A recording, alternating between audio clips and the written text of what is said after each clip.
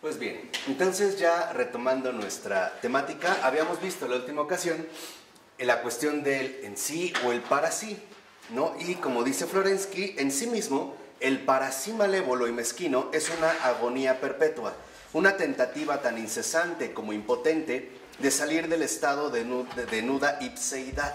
La ipseidad es, digamos, la mismidad, ¿no? El para sí mismo nada más, el ego, condenado por tanto a arder perpetuamente en el fuego inextinguible del odio.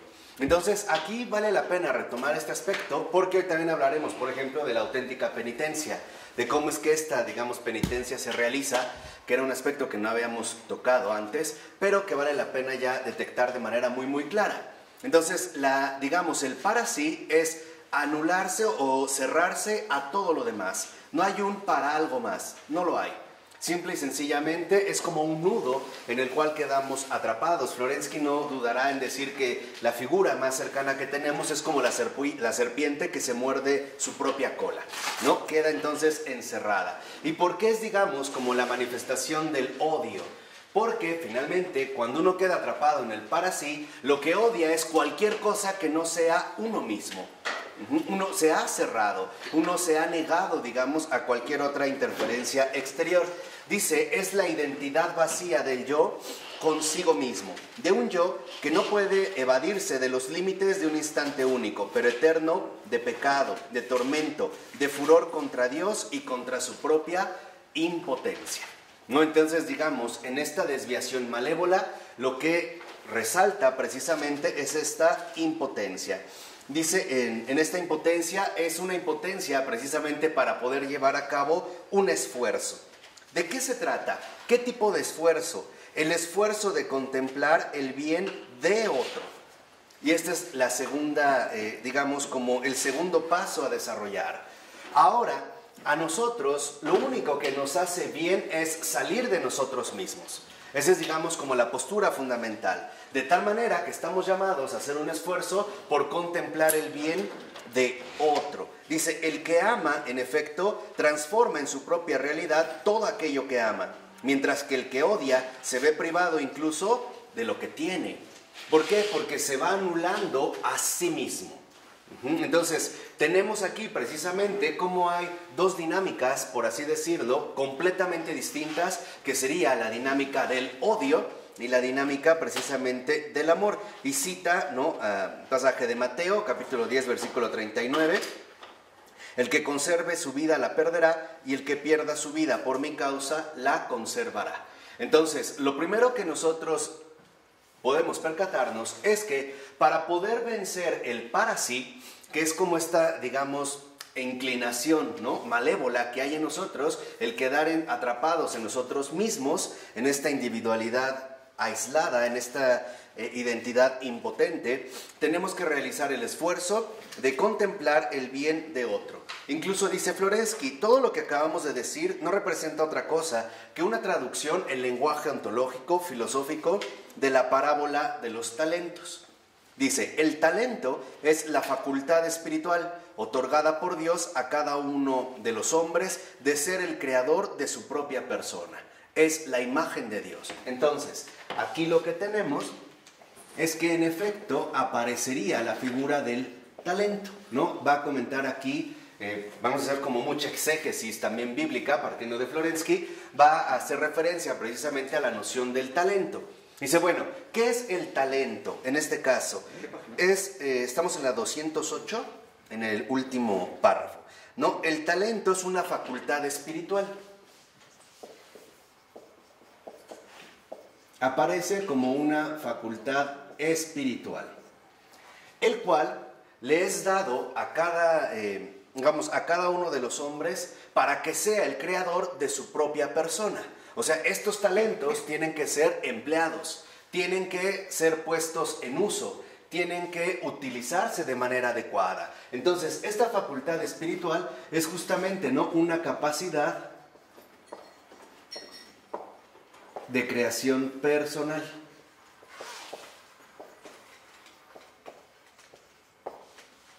Es una capacidad de creación personal y por lo tanto es la imagen de Dios. Si lo vemos, incluso en la parábola de los talentos, Dios primero da estos talentos y después espera a que aquellos que lo hayan recibido, ¿no?, los empleen, los fructifiquen, los multipliquen. Entonces, esta capacidad de creación personal es justamente nuestra imagen de Dios. Este es, digamos, a nivel profundo, ontológico, filosófico, el talento que se nos ha dado a cada uno de nosotros. Ahora, dice que conforme al tipo, es decir, a la persona, será también el tipo de crecimiento y de prosperidad espiritual. O sea, no todos estamos llamados a desarrollar la misma imagen de Dios, porque no todos hemos recibido los mismos talentos, aunque todos hemos recibido, por lo menos, este talento de la imagen de Dios. ¿Se acuerdan? A uno le dio 5, a otro le dio 3 y a uno finalmente le dio 1. Y dice Florensky, a uno se le da un talento, a otros 2, a otros 5. ¿Por qué? Porque se le da a cada uno según sus fuerzas, su capacidad, su potencia. Con su santo don, Dios no quiere forzar al hombre para no sobrecargar sus espaldas con fardos pesados y difíciles de soportar. Y cita Mateo capítulo 23, versículo 4, que también aparece en Lucas capítulo 11, versículo 46. O sea, estos talentos son un regalo enteramente gratuito que Dios le hace a cada ser humano. Pero con ello, el hecho de que le dé el talento no significa que lo obliga a desarrollarlo. Así como al que le dio el talento no lo obliga a que lo multiplique. Simplemente Él da, ¿no? Y nosotros tendríamos en este sentido que responder. Ahora dice, sabemos que el que recibió 5, finalmente se le dieron otros 5. Al que se le habían dado 2, se le dieron otros 2. Y dice Florensky, ¿qué significan estas palabras? Dice, si los talentos son la imagen de Dios, ¿cómo podría el hombre, por su propia industria y esfuerzo, por su propio esfuerzo creador, añadir algo más a su ser deiforme e incluso redoblar su imagen de Dios? Dice, se entiende que no está en las manos del hombre el crear esta imagen, sino solo él asimilarla. Lo mismo que la fuerza viva del organismo no crea su propio alimento, sino que lo asimila. Entonces, para nosotros, el aprovechamiento del talento significa que esta imagen de Dios tiene que ser asimilada. O sea, tiene que ser encarnada en nuestra propia persona. En la medida en que nosotros vamos encarnando esta imagen de Dios, en la medida en la que vamos aprovechando este talento, será justo la medida en la que se vaya desarrollando nuestra propia creación como personas. Entonces, mientras más asimilemos, encarnemos, ¿no?, este talento, esta imagen, más personas seremos. Mientras menos la asimilemos, o sea, mientras vayamos y enterremos el talento, entonces en lugar de ser personas nos iremos degradando poco a poco. No llegaremos a ser lo que se ha pensado para nosotros, ¿no? Digamos, no tendríamos en este sentido un progreso. Dice, el hombre no hace crecer su persona, no tiene la dinamis para ello, sino que adquiere un incremento recibiendo y haciendo propia la imagen de Dios de otras personas. Vean la diferencia. Esta imagen de Dios que va a ser asimilada, encarnada, quiere decir también, como dice Florensky, que tiene que ser apropiada. Se tiene que llevar a cabo un acto de apropiación. Entonces, para ser asimilada, a su vez, se requiere un acto de apropiación. Pero esta apropiación solo puede ser dada a través de otras personas.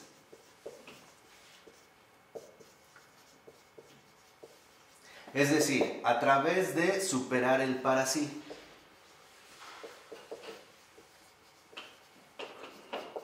Es decir, a través del amor, que sería justamente lo opuesto de manera radical al odio.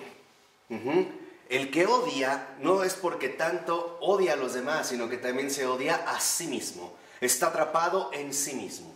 En cambio, esta apropiación nos lleva a reconocer que esta imagen de Dios nos la iremos apropiando a través de otras personas. O sea, rompiendo el para sí que nos queda encerrados y que no es otra más que la dinámica del amor.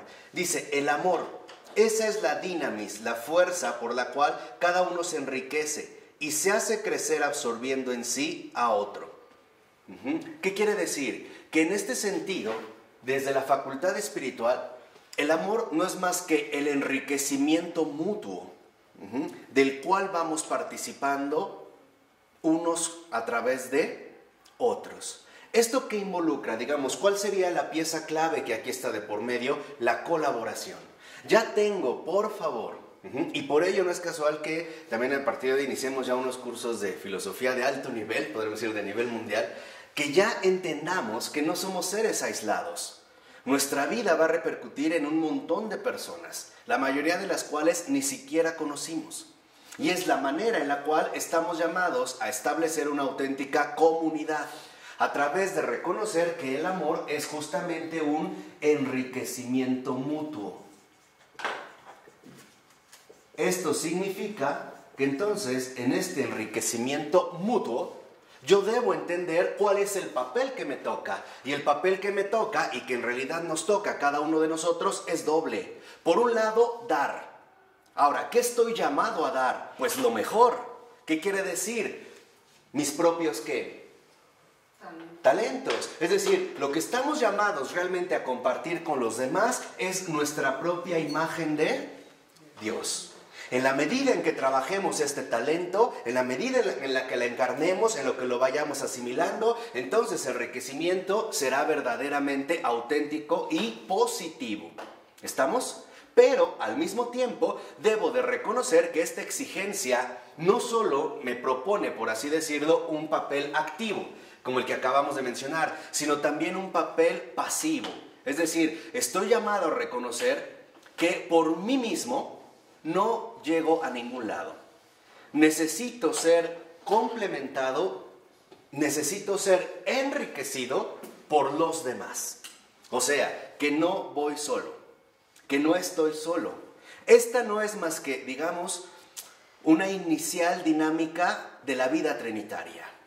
De esta entrega total hacia los demás, pero también el recibir completamente a los demás. Es decir, es formar una verdadera comunidad. Dice, ¿y de qué manera entonces se alcanza esto? Por medio de la entrega de sí mismo al otro, que es lo que acabamos de decir, la parte activa. Pero no solo se trata de que yo dé, o sea, de que asuma un papel activo. También estoy llamado a reconocer que poseo un papel pasivo, es decir, receptivo. Es como si en una relación humana una persona solo se dedicara a dar todo su amor al otro, pero no es capaz de recibir el amor de la otra persona. Entonces sería una relación enferma. Empezaría a quedar, digamos, de manera distorsionada. O sea, aquí sí, literalmente, este enriquecimiento mutuo es una auténtica cooperación. O sea, es una operación compartida. Por eso va a insistir Florensky que el hombre en realidad recibe en la misma medida en la que se da a sí mismo. Vamos a decirlo de esta manera. Supongan, por tomar lo que tenemos a la mano, que en esta botella, ok, ahí está su talento, está el agua. Si esta persona no da su contenido, si no se da al otro, jamás va a poder ser enriquecida. Se va a quedar estancada. Y ustedes saben que incluso el agua, cuando se estanca, se pudre.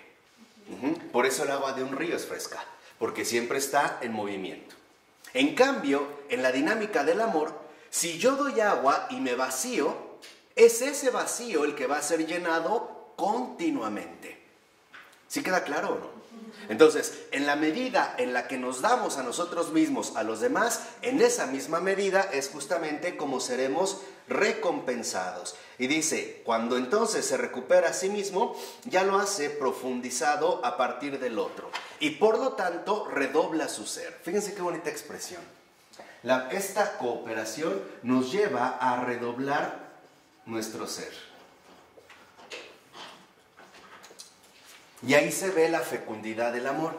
¿Por qué se redobla el ser? porque ahora ya no soy yo solo, sino que también soy a partir de lo que me ha sido dado, a partir precisamente de lo que se me ha logrado o de lo que se me ha aportado y yo he recibido. Entonces, en realidad, este redoblar nuestro ser es lo que se llama básicamente enriquecimiento. Estamos llamados precisamente a enriquecernos mutuamente. Dice, esta reduplicación, este enriquecimiento de sí es la fidelidad en lo poco. ¿Por qué en lo poco? Porque nuestros talentos finalmente son individuales, pero los demás son mucho más. No sé si me explico. Para entender la dimensión hacia la que nos está llevando Florensky. O sea, lo que a mí se me ha dado finalmente es poco en comparación con toda la demás gente. Entonces, si yo soy fiel en lo poco, y cita Mateo capítulo 25, versículos de 21 a 23, la fidelidad precisamente, ¿no?, aquello que le ha sido concedido a cada uno, el trabajo de asimilación, es justamente, ¿no?, una celda de la Jerusalén celeste. O sea, podríamos decir, esta es la manera en la que se gana el cielo. Podríamos decir, ¿cómo es que se gana el cielo? Y grábense esto, ojalá, de verdad, ojalá vayan siguiendo con mucho cuidado los cursos, porque ya hay mucho material para que ustedes vayan atando cabos. Hoy vamos a entender precisamente también de qué manera a nivel antropológico, con René Girard, esto se está complicando, y se está complicando cada vez más. Pero podríamos decir, ¿de qué manera realmente se gana el cielo?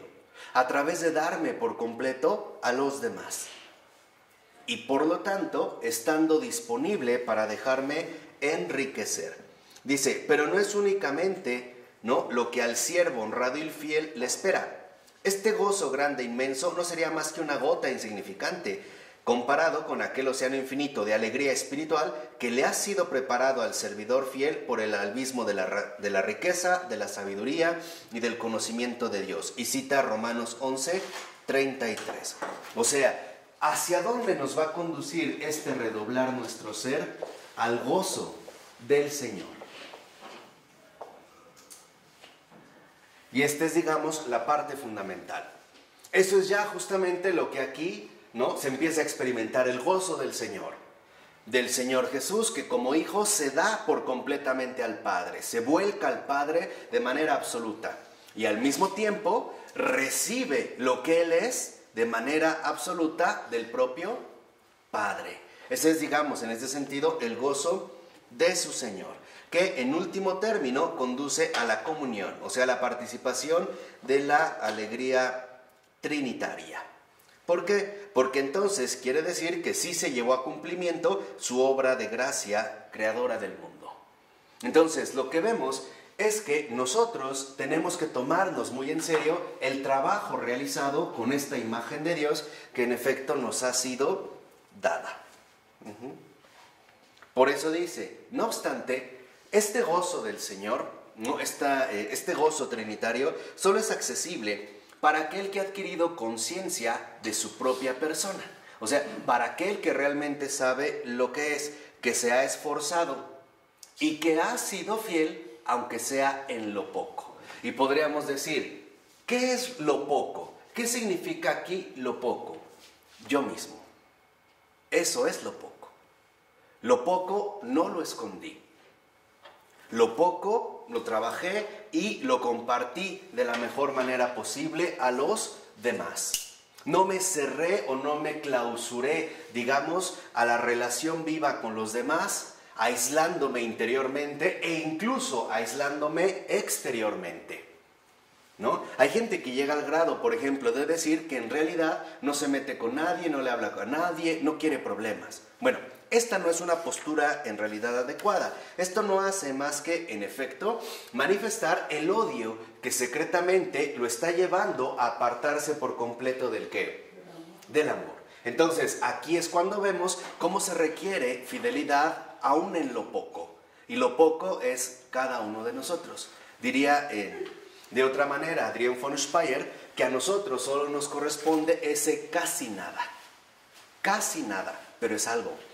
Y aunque sea eso poco, es en lo que tenemos nosotros que aplicarnos. Por eso dice, así, el siervo de la parábola, que había recibido un solo talento y no lo había hecho valer porque no había añadido nada con su propia actividad a lo que le había sido dado, este siervo dice al Señor, amo, sé que eres un hombre duro, que cosechas donde no sembraste y recoges donde no esparciste. Por eso me dio miedo y fui y escondí en tierra tu talento. Mira, aquí tienes lo que es tuyo, que es parte de, digamos, de la parábola, ¿no? Ahora, veamos aquí lo que se menciona, o sea, no puso nada con su propia actividad. ¿De qué actividad se habla? La asimilación de la imagen de Dios, el esfuerzo por ser realmente lo que somos, es decir, hijos de Dios. ¿Sí me explicó? Esta es la actividad, ¿y eso implica esfuerzo o no? Claro, ¿con cuántas debilidades no tendremos que enfrentarnos? ¿Con cuántos defectos? ¿Con cuántas limitaciones? O sea, ¿con cuántos vicios? Incluso, ¿por qué no? Con tantos malos espíritus acechando, etcétera, involucra un esfuerzo. Pero es tomarme en serio, en este caso, el talento. Dice Florensky, ¿por qué en realidad hace eso? Porque en sus palabras resuena un tono de odio hacia el Señor. Y es cierto, ¿no? Como que le reprocha, ¿no? Como que le reprocha, tú nada más quieres ganar lo que no es tuyo, bla, bla, bla, etcétera, etcétera. Y con orgullo rehúsa el siervo este don precioso. O sea, ¿qué es lo que rechaza? Fíjense. Y aquí está el punto culminante de este primer momento. ¿Qué es lo que este siervo, que solo se le dio un talento, ¿no? Y no lo hace fructificar, ¿qué es en realidad lo que quiere? Lo que quiere es vivir por sí mismo. Ese es el odio. ¿Sí queda claro? Eso es lo que rechaza. Mientras el Señor lo está invitando a la comunión, al gozo del Señor, que es comunión, este siervo en la parábola representa precisamente el querer vivir por sí mismo. El no querer saber de nada ni de nadie. Es un déjenme en paz y no me interesan. Y entonces, finalmente, lo que vemos, el Señor cumpliendo la voluntad, ciertamente malvada, pero aún así por la bondad de Dios eternamente libre, del siervo malo y perezoso, ordena privarle del talento que él ya había rechazado y dárselo al que tiene 10 talentos. ¿Por qué? Porque incluso al que se le habían dado 10, los trabajó los 10. O sea, realmente tiene en este sentido un auténtico espíritu de trabajo, un verdadero espíritu de servicio, un verdadero espíritu de esfuerzo. Entonces, cuando nosotros rechazamos este talento, cuando realmente no nos aplicamos en la asimilación profunda y gradual de la imagen de Dios, lo que le estamos diciendo a Dios es muy sencillo. No me interesa lo que tú me has dado. Yo quiero vivir por mí mismo. Quiero hacer mi vida por mí, ¿qué? Por mí mismo. O sea, quiero finalmente hacerlo esto solo. Ahora dice, si el hombre es perezoso para la obra espiritual, y si por su malignidad pretende asegurarse y hacer legítima la posibilidad de vivir ocioso, disimulando para ello ante sí mismo su propia imagen de Dios, y cuando le son pedidas cuentas de ella, la rechaza con orgullo, entonces le será quitado aquello mismo que él había rechazado. Entonces, primer aspecto importante, ¿qué es uno, digamos, de los factores fundamentales que nos pueden impedir la asimilación o esta apropiación de nuestro talento? La pereza, la desidia, el desinterés, el ni siquiera tomarnos en serio aquello que nos corresponde. Entonces vemos como uno, digamos, de los factores que más hacen daño a la vida espiritual es justamente la pereza, el no poner manos a la obra, el dejarlo para después, o a veces detectarlo y simple y sencillamente por pereza no aplicarme en ello. Ejemplo, puede ser que en un día yo me di cuenta de que tuve una cierta inclinación a algo desordenado. ¿No? A lo mejor no llegué al pecado, pero tuve una inclinación, lo detecté. Pero por pereza no me pongo a trabajar, ¿qué? En ello. Simple y sencillamente como que lo dejo pasar. ¿no? Como que asumo que no pasó nada y que, ay, hombre, no es grave, lo dejo. Pero cuando yo quiero recapacitar, he dejado pasar un montón de cosas. Y entonces ya no me es tan fácil, ¿no?, poderme enmendar. ¿Sí me explicó o no? Hay quienes llegan a la pereza que ni siquiera hacen un mínimo repaso del día, de la vida que tuvieron en ese día. Ni eso. Siempre llegan ya cansados, aburridos, tediosos, con ganas de roncar, ¿no?, con ganas de dormir y desaparecer, como si no pasara ¿qué? Nada. Eso es decirle a Dios, no me interesas. Lo tuyo no me no me interesa. Quiero vivir por mí mismo. Dice, sin embargo, el Señor que ha sido despreciado no castiga, escuchen bien, no castiga por este pecado a toda la criatura, privándola de aquel don del que le había hecho digna, o sea, del don de la ¿qué?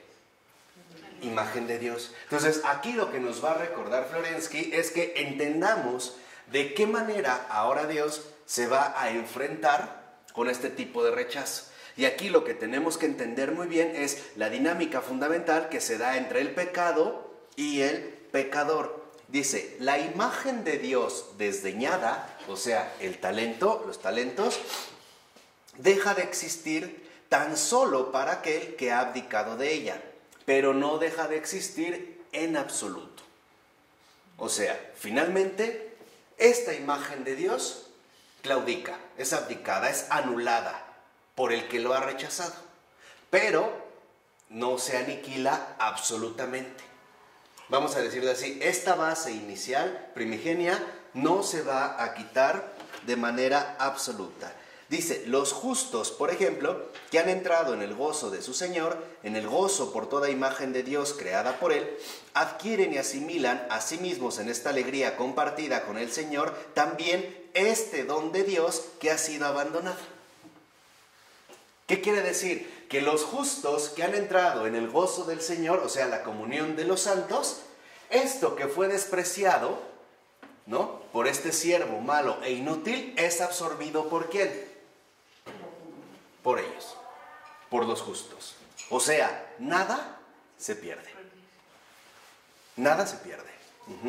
Él lo rechazó, ok, se va entonces al gozo de los que ya, más bien, se va a aquellos que ya han entrado al gozo de su Señor. O sea, ya tienen, ahora se les va a dar ¿qué? Más, hasta el derroche. Y esto es también un criterio que debemos de entender.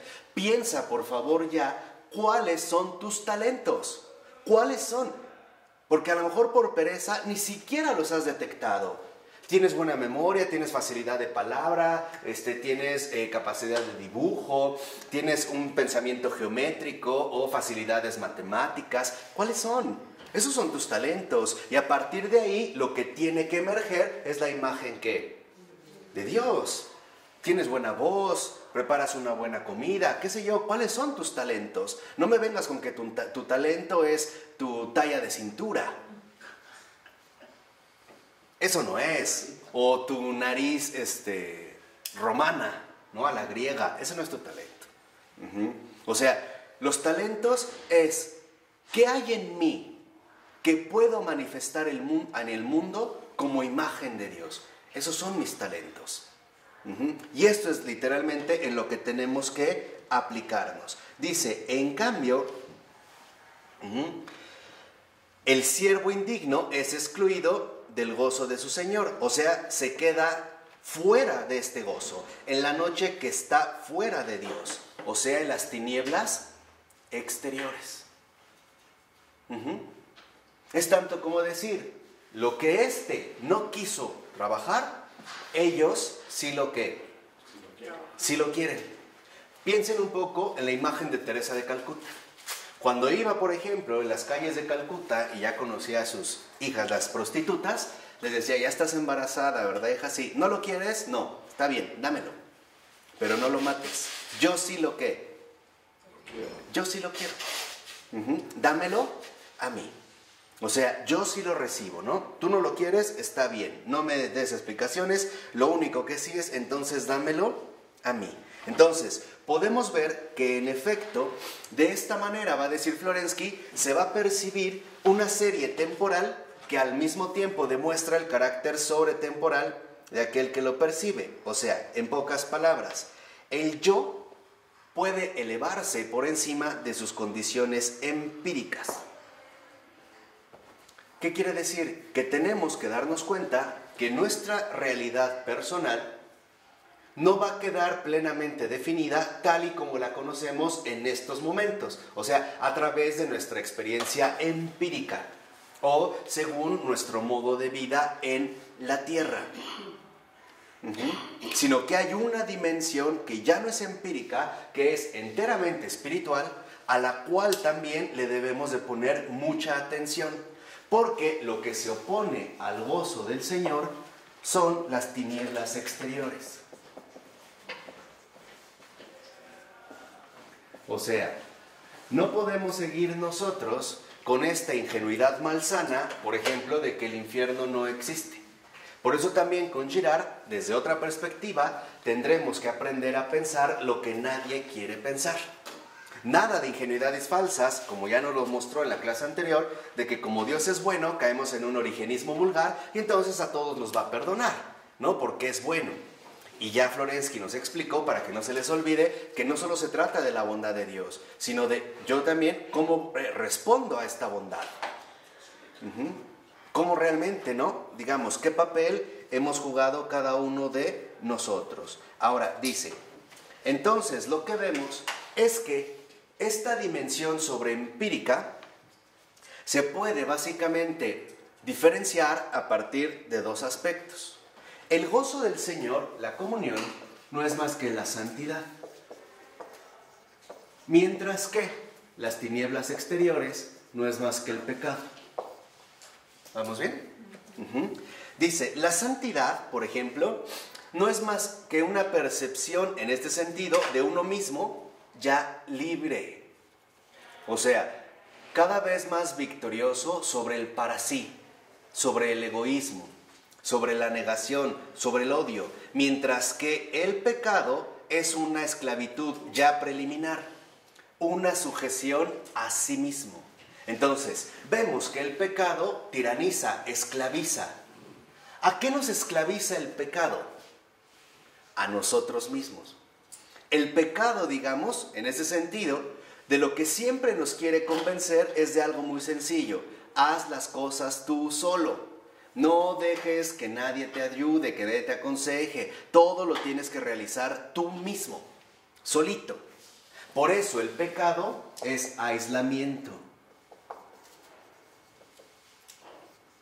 Y por lo tanto, quedar esclavizado a uno mismo. ¿El ego? Claro, ¿no? El aislamiento es quedar esclavizado a uno mismo. ¿Qué sería en este sentido la santidad? Ser libre de uno mismo. O sea, en este caso, la santidad es ser libre de cualquier tipo de ¿qué? De pecado. Fíjense, no se me vayan a confundir. Yo no dije que eso ya es dejar de ser pecador. Dije, no, es quedar libre realmente de cualquier influencia de pecado.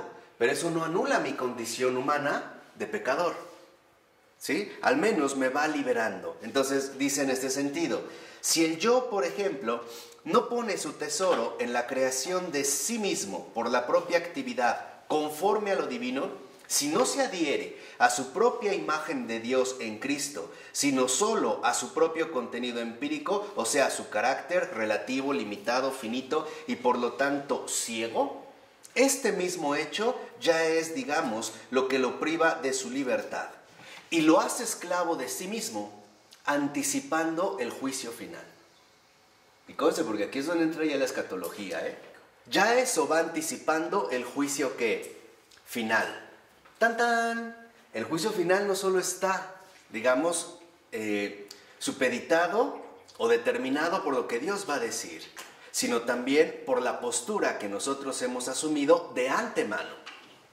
O sea, ¿por qué hemos optado? ¿Por el pecado? O bien hemos optado por la ¿qué?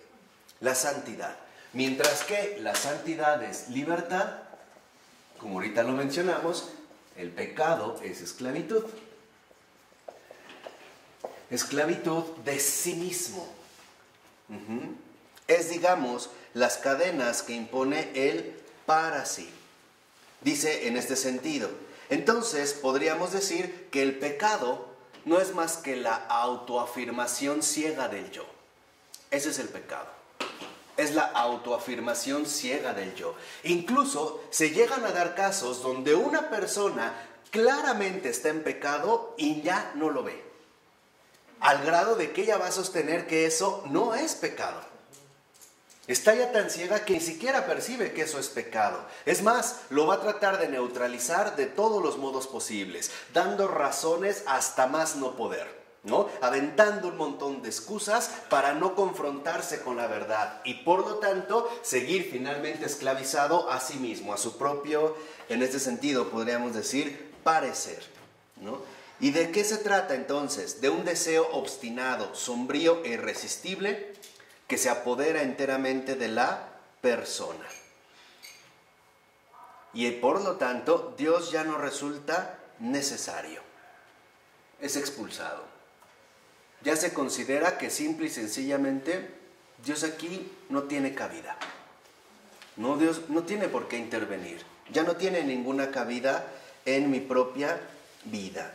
Dice, y mientras más, por ejemplo, se empeña en satisfacerse a sí mismo, más se va volviendo ardiente su propia sed interna, llevándola incluso al nivel de la cólera. O sea, ya finalmente podríamos decir a la ira. Y por lo tanto, va a decir, reconocerá que en último término, él mismo ya está adelantando el juicio final. Podríamos decir, él mismo ha optado libremente por sí mismo, para sí mismo, ¿no? Este juicio final. Para sí. Él ha escogido lo que él quiere para sí. Dice, en este sentido, por ejemplo, lo que nosotros tenemos que detectar es que, en último término, estamos llamados precisamente a liberarnos de este aislamiento, a liberarnos de esta esclavitud. Y aquí lo que vemos es que, en efecto, dice Florensky, aquel para quien nadie representa un tú, o sea, el salir de sí para recibir al otro, dice, aquel para quien nadie representa un tú, no será tampoco un tú para nadie. Será finalmente que anulado. Si tú has negado a todos los demás interiormente y por lo tanto niegas todo, también ese todo te va a negar ¿qué? A ti. Y lo vemos con el propio Jesús, que es la verdad y el ser. Apártense de mí, malditos. Es una sentencia bien fuerte, porque estuve, por ejemplo, ¿no? Enfermo y no me visitasteis, hambriento y no me disteis de comer, sediento y no me disteis de beber. O sea, te negaste, en pocas palabras, ¿al qué? Al amor. Cuando te niegas al amor, lo único en lo que vas finalmente a crecer es en el odio. Y esto se puede empezar a percibir incluso de manera empírica en rasgos muy ordinarios de nuestra vida. Por ejemplo, ¿qué tanto te molesta cuando alguien te interrumpe? ¿Qué tanto te enoja que alguien te pida algo? Lo que sea. ¿Qué tanto te molesta que estés cómodamente viendo tu telenovela y suene el teléfono? ¿Qué tanto te molesta que la gente recurra a ti? Te busque a ti. Ahí se ve hacia dónde está tu tendencia, hacia aquí o más bien hacia acá. Pero esto se realiza precisamente porque lo que se busca es adoptar una máscara. No, o sea, necesitamos presentar una máscara ante esta ceguera, ante esta perdición, porque el pecado nos lleva al odio y el odio no es más que perdición, y ya lo estaremos viendo con René Girard. Así esta perdición. Entonces lo que tenemos que buscar es que el para sí se presente como lo que no es. Por ejemplo, como yo no quiero tener nada que ver con la verdad, con Dios, con el ser, entonces yo mismo voy a establecer los criterios a partir de los cuales podré justificar si es que la hay, una posible redención o salvación. Es tanto como decir, me estoy llenando los bolsillos para que cuando llegue ante Dios le aviente los billetes. Le diga, mira, yo pago. Es más, me debes. Por eso dice Florensky, este para sí no es más que la piel vacía de la persona, sin cuerpo, una máscara, algo que carece de substancialidad, que es lo que nosotros percibimos. O sea, ¿qué quiere decir? Que se trata únicamente de algo exterior, pero no es algo que realmente se ha vivido de manera auténtica. Dice, ahora lo que nosotros podemos ver es que, dice Florensky, considero aquí, por ejemplo, evidentemente el caso límite de una completa satanización. Entonces, ¿hacia dónde es que nos dirige el pecado? Hacia la satanización. Dice, claro, yo estoy considerando, obviamente, desde este punto, que la perdición es justamente ya el caso límite de la satanización. Ahí sí ya lo sabemos, ahí sí no hay ningún problema. Y el propio Jesús lo ha dicho justamente, ¿no?, en el Evangelio. Él sí ya está condenado, él y su pandilla, nada más. Él sí. Nos está hablando precisamente del caso límite de esta satanización. Dice, pero en general, este proceso de división, ¿no?, en nosotros, lo que podemos ver es que el Señor va a actuar en la parte que ha sido afectada. Y lo que va a hacer es amputar lo que el pecado infectó. Esto es, digamos, lo que vamos a tratar a entender ahorita, o vamos a tratar de entender a continuación. Llegamos hacia donde nos quiere dirigir justamente el ¿qué? El pecado, que en su caso límite deriva en último término a la perdición, es decir, a la ¿qué? A la satanización, al infierno. Ahora, Florensky nos va a explicar cómo es que el juicio de Dios lleva a cabo una división, una separación, una escisión. ¿Sí? Dice entonces Florensky, el proceso misterioso del juicio divino consiste en una división, una amputación, una escisión. ¿Por qué? Va a decir, ¿no?, en ese sentido. Porque Dios, según su justicia, destruirá el pecado, pero tendrá misericordia del pecador. ¿Cómo? Fíjense, destruirá y castigará el pecado. Pero el pecado no es idéntico al pecador. Dice, es, por ejemplo, lo que ya tiene lugar de manera manifiesta en el sacramento. Dice, ningún sacramento hace del pecado algo que no es pecado. Ningún sacramento hace del pecado algo que no es pecado. Dios no justifica la injusticia, pero el sacramento, fíjense, lo que hace el sacramento, llámese confesión, Eucaristía, bautismo, matrimonio, etcétera, etcétera, todos estos sacramentos, lo que hace es amputar la parte pecadora del alma y la sitúa ante el que recibe el sacramento de dos maneras. Vean, ¿qué es lo que hace el sacramento en este sentido? El sacramento, uno, amputa el pecado. Esa es, digamos, la parte fundamental del sacramento. Dice, lo amputa, lo corta. Y lo hace de dos maneras, el que la recibe, ¿no? De dos maneras. Objetivamente, como si ya no fuera nada. O sea, esto que ha sido amputado es finalmente considerado ya nada. Encubierto, vamos a decirlo así, cubierto por la misericordia. Y subjetivamente, como un mal encerrado en sí mismo, dirigido contra sí mismo como la serpiente que se muerde la cola. Dice, así se representa al diablo en los antiguos cuadros del juicio final. O sea, ¿qué quiere decir? Que en efecto el sacramento amputa el pecado y éste se enrosca sobre sí mismo.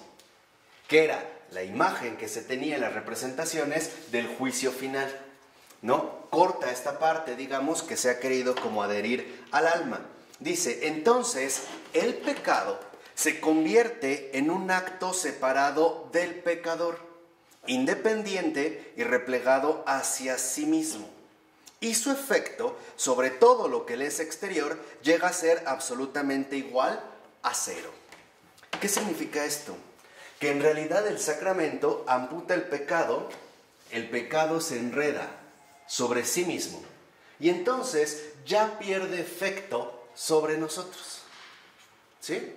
Entonces el sacramento amputa el pecado y 2, nos da inmunidad.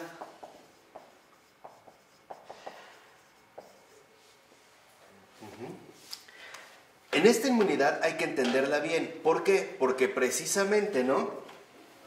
Esto se realiza a través del sacramento justo de la penitencia.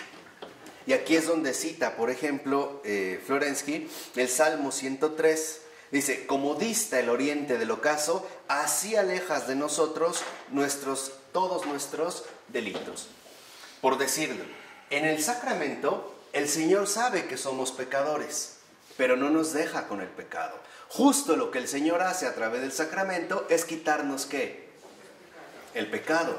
¿Entienden por qué el matrimonio? ¿Entienden por qué la confesión? ¿Entienden por qué la Eucaristía? Porque aquel que rehúsa de los sacramentos, lo que en realidad está haciendo es seguir aferrado a su propio ¿qué? Pecado. En lugar de amputarlo o dejar que el Señor sea el que lo ampute y pierda esta efectividad sobre nosotros. Dice, así entonces, vean, todas las fuerzas del pecado extirpado por la penitencia se concentran sobre sí mismas. Fíjense qué interesante. ¿De qué carajo nos sirve la penitencia? No es un cambio de menú, nada más. Pues ya entramos al periodo de los mariscos, ¿no? Y los pescados. No. Lo que hace la penitencia es, entonces, por así decirlo, no permitir que estas fuerzas nos vuelvan a morder a nosotros, sino que ahora estas fuerzas del pecado se regresen sobre sí mismas. Entonces, nos da inmunidad, claro, a través de la penitencia. La penitencia, por así decirlo, hace que todas las fuerzas del pecado se vayan sobre el mismo pecado y ya no nos ataque a nosotros, ya no nos muerda, ya en este sentido no nos lastime. Dice, por eso los santos padres indicaban frecuentemente que un signo de la eficacia del sacramento de la penitencia es precisamente la desaparición de la fuerza de atracción del pecado perdonado. O sea, realmente, ¿dónde vemos que el sacramento ha sido asimilado por nosotros a través de la penitencia? El pecado ya perdió su poder de atracción. Lo que en un momento, por ejemplo, te podía haber resultado muy atractivo, ahora en realidad te resulta muy repulsivo. Ahí se ve que en efecto el pecado ha quedado amputado y está, digamos, replegado sobre sí mismo. En ti, digamos, ya no tiene ningún efecto, ¿no? Dice, por el sacramento entonces, como decían los padres, el pecado es destruido. Es justamente el pecado es destruido a través del sacramento. Y dice en una nota, Florensky, que aparece en la 614, lo siguiente. Dice, por ejemplo, fíjense, del mismo modo a la pregunta, ¿cuándo conoce el hombre que ha recibido el perdón de sus pecados? Fíjense, ¿cuándo conoce el hombre que ha recibido el perdón de los pecados? San Isaac de Nínive ofrece esta respuesta. Cuando siente en su interior que ha comenzado a detestar el pecado perfectamente y con toda el alma, y cuando toma una dirección claramente opuesta a la precedente. Fíjense lo que dice San Isaac de Nínive. ¿Cuándo nos damos cuenta que realmente nos han sido perdonados los pecados? Cuando ya interiormente empezamos a detestar ese pecado que reconozco que cometí, pero ahora ya me resulta insoportable. Y entonces, en lugar de dejarme arrastrar o enredarme yo con el pecado, simplemente mantengo, vamos a decirlo así, ¿no?, a raya la influencia de este pecado y me voy a mover en el sentido opuesto. ¿Cuál sería el sentido opuesto? el ejercicio de las virtudes. Por ejemplo, si mi pecado era ser lengua suelta, boca floja, chismoso, chismosa, habladora, me encanta meter rumores, comentarios, etc., y se va a perdonar este pecado, después voy a trabajar mucho en la moderación. Y me voy a dar cuenta que lo que en un momento me encantaba parlotear, porque no se le puede decir de otra manera, ahora me resulta molesto. Porque me he dado cuenta de que en realidad esto no es lo conveniente. ¿Sí me explico? Ya no hay, digamos, pierde esta atracción. Entonces, lo que vemos es que, en efecto, dice Florensky, la suma de los actos pecaminosos configura de este modo un cierto pasado del hombre, que afecta su comportamiento en el presente y le orienta hacia tal o cual acción. O sea, el problema es que también para nosotros el pecado se va transformando gradualmente en un determinado hábito, ¿no? Es, digamos, esta suma de actos repetitivos es justamente lo que nos lleva a asumir una especie de condición permanente o de condición habitual en el pecado. Tan habitual que ya ni siquiera lo notamos como ¿qué? Como pecado, ¿no? Se ha vuelto tan normal para nosotros que ya ni siquiera notamos que precisamente estemos en el pecado. Dice, la transformación misteriosa y libre consiste precisamente en que el hilo de la vida humana se rompe de algún modo. O sea, ya hemos sido librados de esta cadena. Entonces, el sacramento nos da inmunidad, amputa el pecado y además nos hace libres de la esclavitud del pecado. Rompe este hilo misterioso del pasado. Dice, el pasado pecaminoso que se había formado en el hombre pierde su fuerza determinante, como si fuese expulsado del alma, y se vuelve extraño al hombre. Y dice en este sentido Florensky, entendemos la dinámica del sacramento y el pecado. Dice, no es que el pecado sea olvidado o no se le impute al hombre en virtud de cualquier excusa externa a él. El pecado del hombre se aleja en sentido propio, es destruido en él, deja de formar parte de su contenido interno y no se relaciona más que con aquel pasado que ha sido ya experimentado. Y este también es, digamos, el paso fundamental de la conversión. Lo que antes nos resultaba tan atractivo, el pecado, ahora nos resulta detestable. Lo que antes nos podía fascinar como pecado, ahora como pecado nos resulta inaceptable. Y entonces aquellas ataduras que nos llevaban aquí han perdido esta eficacia, ¿no? Hemos sido finalmente, como les dije, liberados. Y esto se debe a que es suprimido por, digamos, por orden directo de la gracia. Una gracia que se da de manera muy concreta a través precisamente del sacramento. Y a esto es precisamente a lo que se le puede llamar conversión. Fíjense, dice, he aquí lo que me escribía un monje con 65 años de edad. Le escribió a Florensky.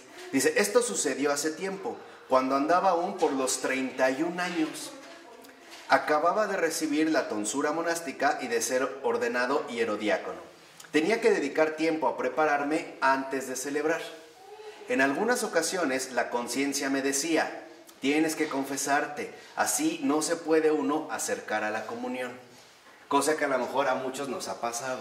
O sea, tienes que confesarte, así no te puedes acercar a la comunión. Dice, mi celda estaba al lado de la del Padre Espiritual.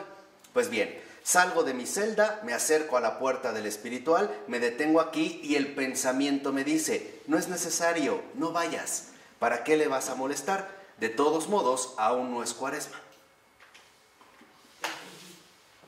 Esas son las acechanzas que el pecado estipula. Esas son las insidias. Por ejemplo, a través de un ¿qué? Pensamiento. ¿Cuánta gente es? Hoy sí me voy a confesar. Ah, no hay mucha gente. Luego vengo. Así. Eso es seguir a esta esclavitud. Acuérdense, pereza, nada de pereza. Por eso hoy le vamos a subir el nivel intelectual, ¿eh? Ya nos tenemos que sacudir también la pereza intelectual. Dice, y bueno, espero ante la puerta y al final me voy. Y yo repito, no, no es necesario. Y entro en mi celda. La conciencia me repite, ¿qué haces? ¿Cómo te vas a poner a celebrar la liturgia? Ve y confiésate. Me acerco otra vez a la puerta del confesor y de nuevo el pensamiento me dice, anda, no es necesario, no vayas, no lo incomodes, no pasa nada. Me detengo, me vuelvo otra vez y la conciencia sigue con su ¿cómo te vas a acercar así al sacramento? Y así, tras una lucha prolongada, decidí finalmente hacer una oración y entrar. Al salir, me sentía como si me hubiera quitado una pesadísima pelliza. Me sentía de tal modo que me parecía poder volar, de tan ligero como estaba. Hasta tal punto el corazón daba saltos, lleno hasta rebosar de una levedad inexplicable, imposible de expresar en palabras. Tanta es la fuerza del sacramento de la confesión. Ahora entendemos algo. ¿Por qué la gente no se acerca a la confesión? Porque precisamente el pecado sabe perfectamente bien que una vez que se acerque a la confesión, el pecado va a ser ¿qué? Amputado, va a ser derrotado, va a ser finalmente aniquilado. Por eso hará todo lo posible para evitar que nosotros acudamos a la confesión, utilizando incluso comentarios desproporcionados como ¿para qué te confiesas si ese a lo mejor es peor que tú? O simple y sencillamente desprestigiando no solo la confesión, sino al mismo sacerdocio. ¿Y por qué no de una vez a la iglesia? Así nos aseguramos de manera tajante que nadie sea liberado de su propio ¿qué? Pecado. Y por lo tanto continuar en la esclavitud. Dice, y la Santa Eucaristía, fíjense, esta es la parte de la amputación, ¿no? Estamos en la confesión, de penitencia. La Santa Eucaristía aplica un bálsamo cicatrizante sobre la herida de la penitencia, pero ella también juzga al que comulga. O sea, digamos, en la penitencia y en la confesión, el pecado es destruido y nos queda una herida, ¿no? Nos amputaron un tumor. La Eucaristía lo que nos hace es poner un bálsamo cicatrizante en esta herida. Por eso van ¿qué? Van ligados, van de la mano. Dice, ahora, sería ridículo examinar todas estas cuestiones desde la propia razón. Solamente lo que he expuesto representa una transcripción en términos filosóficos de lo que he leído en la Sagrada Escritura. Y cita, por ejemplo, dice que el texto clave es la primera carta a los Corintios, capítulo 3. Después, si ustedes lo pueden leer con más calma, no estaría nada mal. No, donde habla básicamente de la edificación de la iglesia. Y dice, la edificación de la iglesia de Cristo consiste en la actividad conforme a Cristo, sobre el fundamento de Cristo, por la potencia de Cristo. O sea, ¿en qué consiste la edificación de la iglesia? Y esto es algo que ya debemos de entender. Es el desarrollo real de las posibilidades divinas entregadas a la humanidad. Entonces, aquí ya tenemos una primera concepción bastante profunda de la iglesia. ¿Qué es la iglesia? Son las posibilidades divinas entregadas a la humanidad. Eso es la iglesia. Es el desarrollo real de las posibilidades divinas entregadas a la iglesia. Entregadas a la humanidad. Esto es la iglesia, y lo vuelvo a repetir. Es el desarrollo real de las posibilidades divinas entregadas a la humanidad. Que habla, en este pasaje de la primera carta a los Corintios, capítulo 3, dice, y dado que la iglesia se edifica con los hombres mismos, conviene entender por materiales de construcción, ante todo, lo que representan los hombres por su carácter empírico, actual y manifiesto. La dignidad o la indignidad del propio carácter empírico, he aquí lo que cada uno ha de evaluar en primer lugar. O sea, ¿en qué condiciones reales estamos? Ante todo, ¿de qué? De pecado. Por eso, si ustedes lo ven, la iglesia ha sido configurada a través de hombres que han vivido en carne propia estas posibilidades divinas y que básicamente comienzan con la conversión. Dice, entonces es la propia actividad interior y después la exterior, ¿no? Lo que el fiel tiene que asumir como material de construcción. Cuidado con esto, porque aquí de verdad Florensky ya está llamando la atención más fuerte. Configurar la iglesia, edificar la iglesia, no es querer llevar un tipo de participación externa. No es esto. Los primeros materiales de construcción con los que hay que trabajar es nuestra propia dimensión interior, que tienen que ser edificados en Cristo, en base a Cristo y no en base a uno mismo. Y la única manera de hacerlo es a través de que nos liberen ¿del qué? Del pecado. ¿Esta liberación del pecado se da a través de la confesión o no? Sí, y la confesión, el sacramento de la confesión, ¿dónde es administrado? En la iglesia. Ahora entendemos el porqué a veces de estos rechazos. Entonces, no crean que, por ejemplo, la construcción, en este sentido, ¿no?, el carácter cristiano, depende de los criterios que nosotros vamos asumiendo. Por eso, San Juan ya había dicho con mucha claridad, el anticristo ya llegó. Es más, ya está aquí, salió de entre nosotros, pero no era de los nuestros. Salió de entre nosotros, o sea, era alguien que exteriormente parecía uno de ¿qué? De nosotros, pero en realidad no era de los nuestros. Entonces, la primera edificación es interior. Y cuidado, porque esa edificación interior, como nos va a mostrar Florensky, es justo lo que va a ser sometido a la prueba del juicio final. Veremos qué se mantiene en pie y qué no se logra mantener ¿qué? En pie. Todo lo que intente ser edificado fuera de Cristo no permanecerá de pie.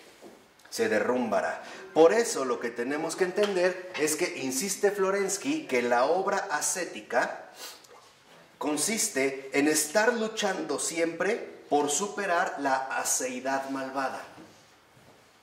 Esa es la lucha ascética. Por eso aquí vamos a estudiar a Girard a partir de hoy. Veremos lo de la invención de la autonomía, porque esa es la aceidad malvada. Nada más que en términos modernos, para que no nos suene tan feo, le llamamos autonomía.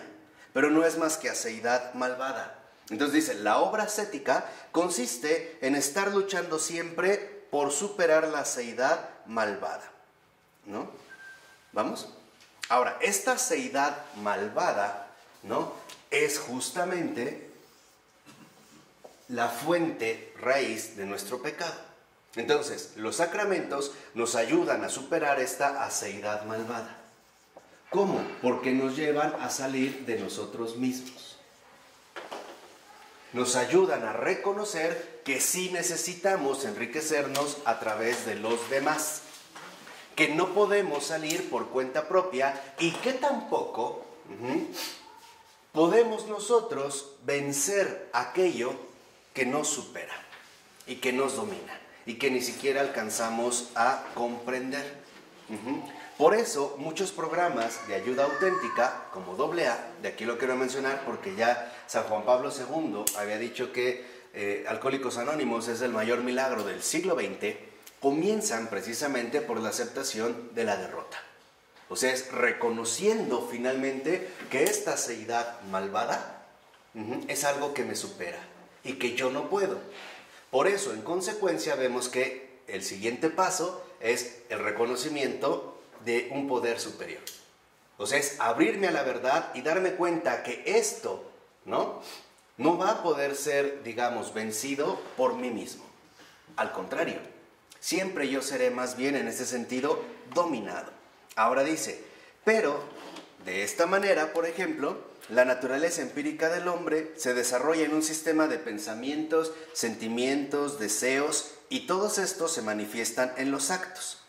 Y estos últimos, estos actos, adquieren un carácter autónomo, suscitando en otros hombres los correspondientes pensamientos, sentimientos, deseos, actos, independientes ya del impulso originario que los había provocado. O sea, nos contagiamos mutuamente.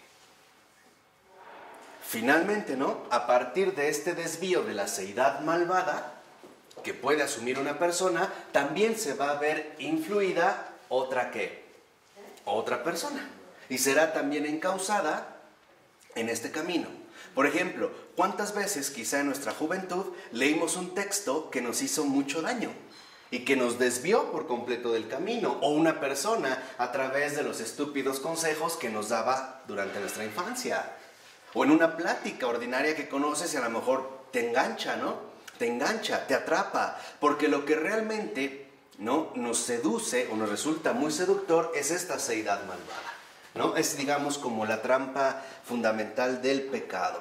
Por eso dice, por la acción, ojo, y la acción es por excelencia la palabra, el carácter empírico adquiere una especie de cuerpo material en el cual difunde una fuerza espiritual.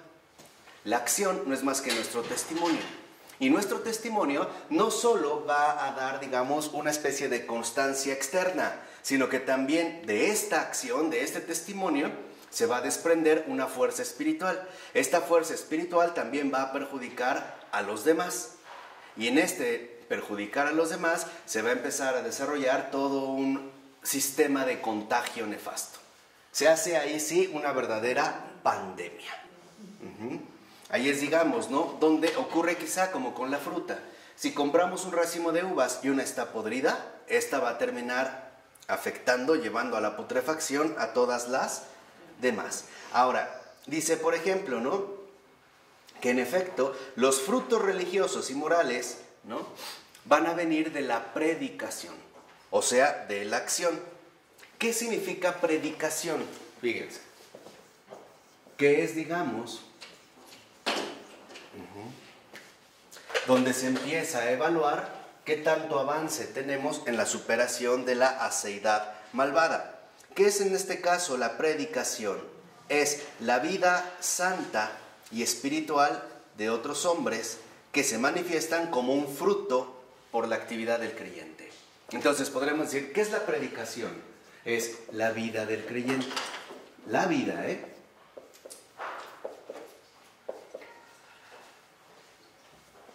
es en este sentido la vida del creyente. Y la predicación, en tanto vida del creyente, solo es auténtica predicación si está basada en una vida santa. Si no, es engaño, fraude, mentira. Por eso Michel Henry, por ejemplo, en su libro de Yo soy la verdad, nos recordó de manera insistente que no creamos que todo se reduce al nivel del lenguaje o del discurso. Dice, porque es justo el discurso el instrumento preferido para propagar la mentira. Es a través entonces de esta dimensión, ¿no?, la base de la predicación. ¿Por qué? Porque lo que vemos es que la predicación no es más que la manifestación de la auténtica vida interior. O sea, la vida ¿qué? Del creyente. Entonces, si la predicación realmente está brotando de una vida santa, la vida interior del creyente, entonces la predicación también aparecerá como una fuerza exterior.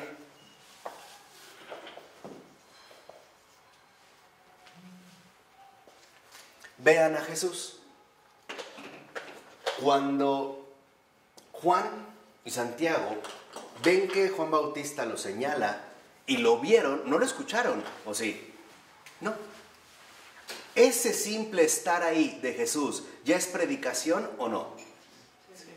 Sí, se sienten atraídos. Ellos van, él no dijo nada, ni siquiera ha hablado. Ya es predicación, ya es, digamos, ¿no?, una vida santa en esta interioridad profunda de Jesús y que se manifiesta con fuerza exterior.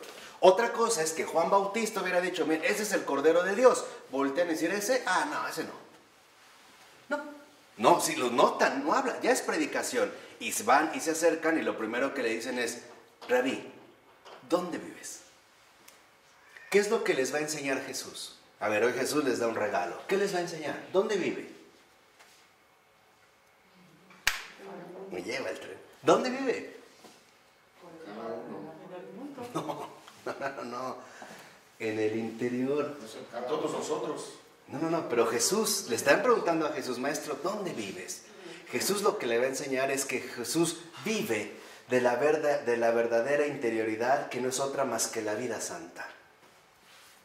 ¿Dónde vives? En la santidad misma, es decir, con el Padre.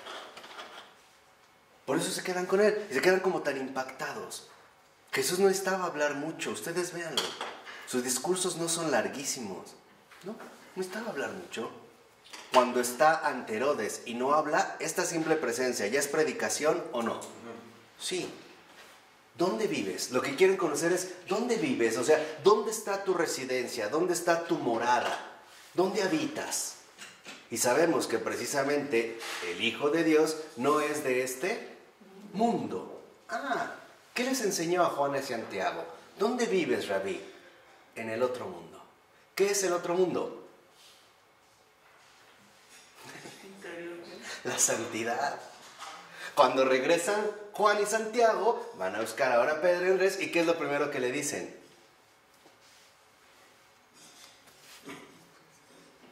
Hemos encontrado al Mesías, el ungido. El Mesías es el revelador del otro mundo. Este otro mundo, que en efecto después también, ahora sí, con palabras, también llevará a cabo, digamos, parte de esta predicación. Por eso va a decir Florensky que no hay nada más bello que la persona que en el instante secreto de la obra interior ha vencido el tormento de las angustias de su pecado y penetrada de luz permite ver en sí misma como una perla preciosa la centellante imagen de Dios. Vean qué hermosa imagen, dice Florensky, no hay nada más bello que la persona que en la secreta obra de la vida interior ha roto, ¿no?, con la afición al pecado, o sea, con la seidad que malvada, ha renunciado a sí mismo para que en él se manifieste, entonces, ¿quién? Dios.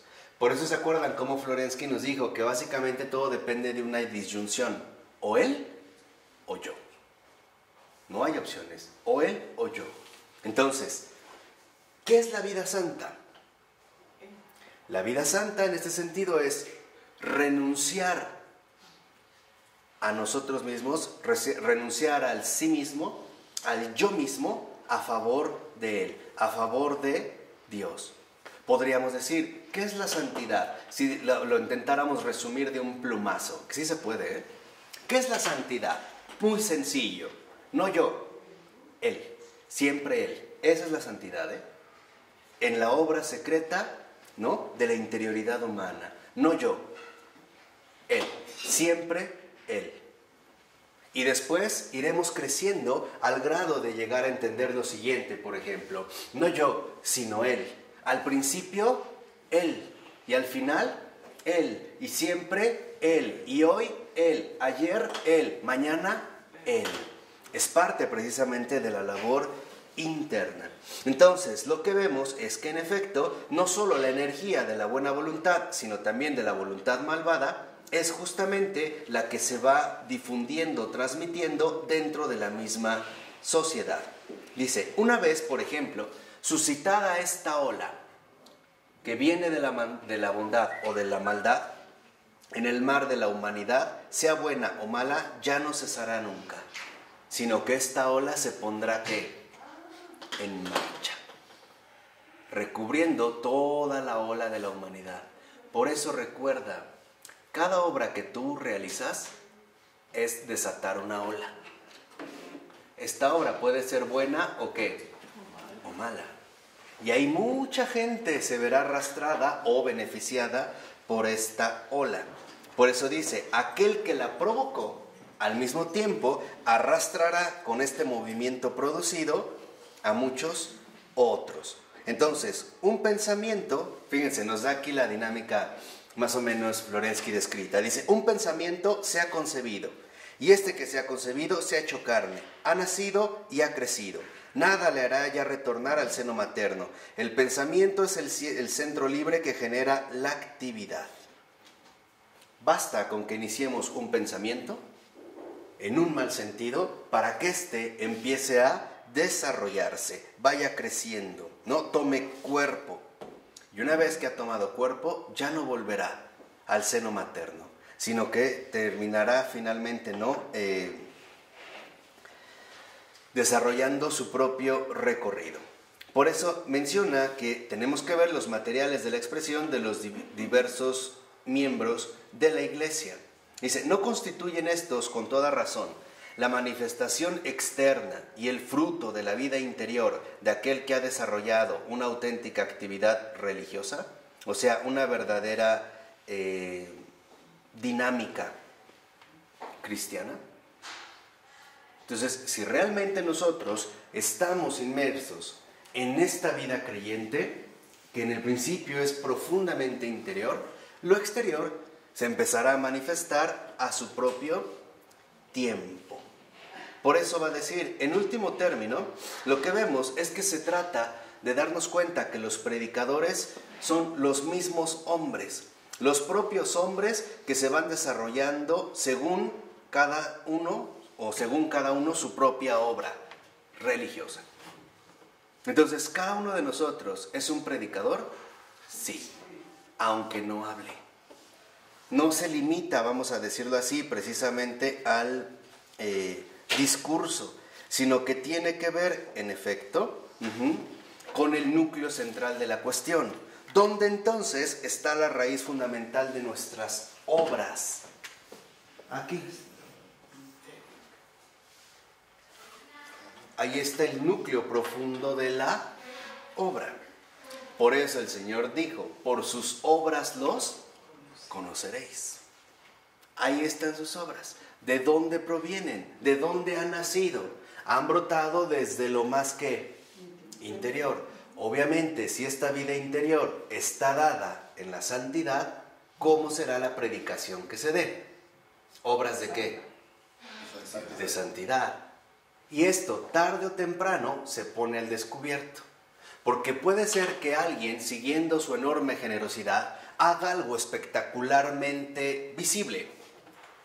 Pero basta con que uno rasque un poquito más para darse cuenta cómo interiormente puede estar plagado, por ejemplo, de autocomplacencia, de sed de protagonismo, de vanagloria, o simple y sencillamente de lujuria.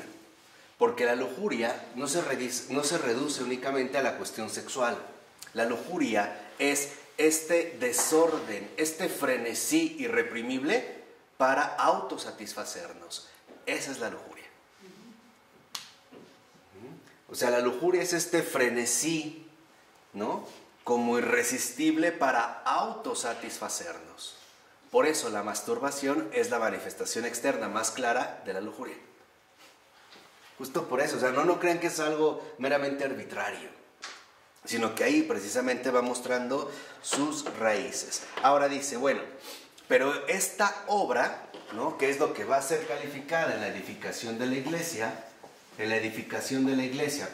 esta obra será probada a fuego, que es precisamente lo que menciona San Pablo. Dice, la prueba tendrá lugar por medio del fuego.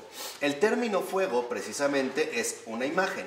Por ejemplo, ¿no?, el fuego que es utilizado frecuentemente en la Escritura tiene que ver con el hecho de que todo lo penetra y lo purifica. Y en este sentido podemos decir que en efecto va a ser sometida a esta obra toda nuestra auténtica vida interna, toda nuestra obra al fuego, es decir, a la purificación. A ver, ¿qué realmente está edificado sobre piedra firme y qué está más bien puesto sobre arena movediza? Y ya la simple alusión a la piedra firme, ya entendemos en dónde es que se mantiene. ¿Qué le dijo a Pedro? Sobre la roca. Tú eres piedra. Tú eres esta piedra. Y sobre esta piedra edificaré ¿qué? Mi iglesia. Esto ya nos da muchas luces sobre muchas cosas. Para ya volver, digamos, a centrarnos de manera adecuada.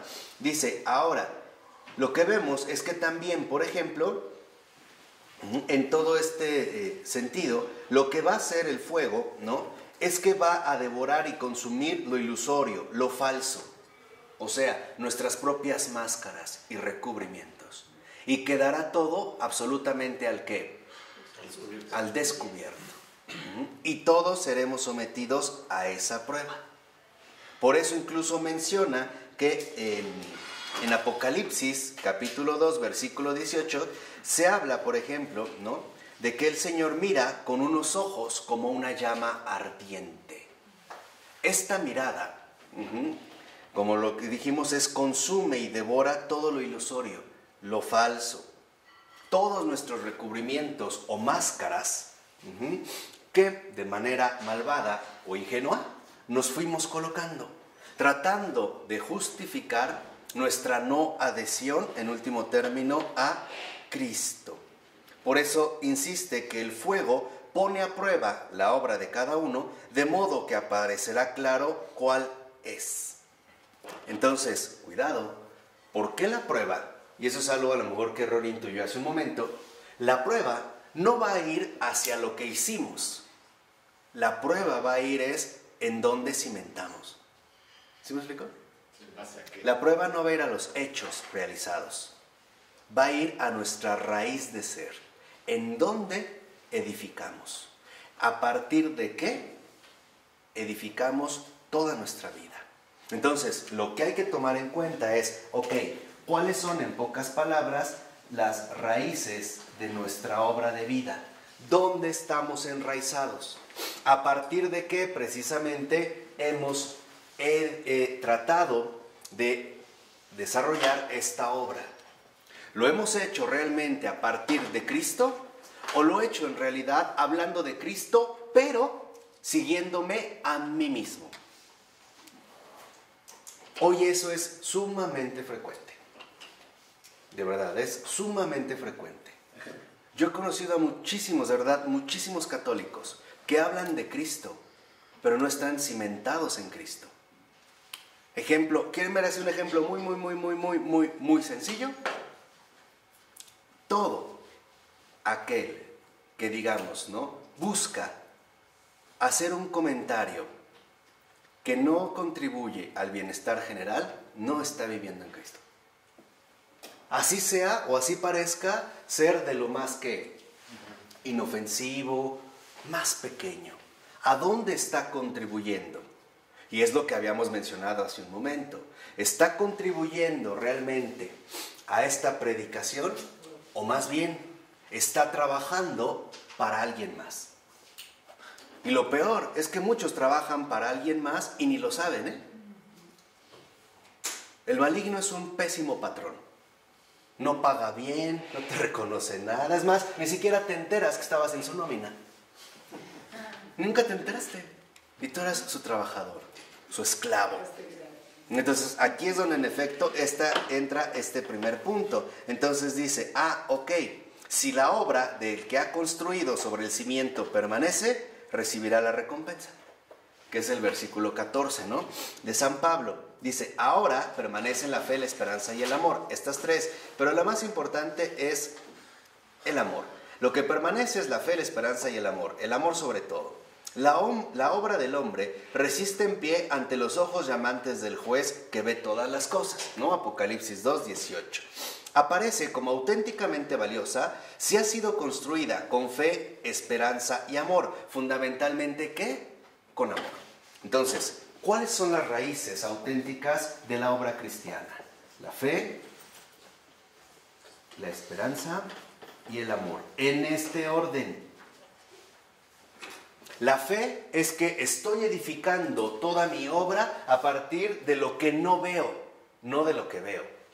Y por lo tanto, a partir de lo que espero que Él haga y no de lo que yo deseo o quiero realizar. Y por lo tanto, a partir del amor, de la renuncia absoluta con todos los criterios que no son compatibles con la obra de Él.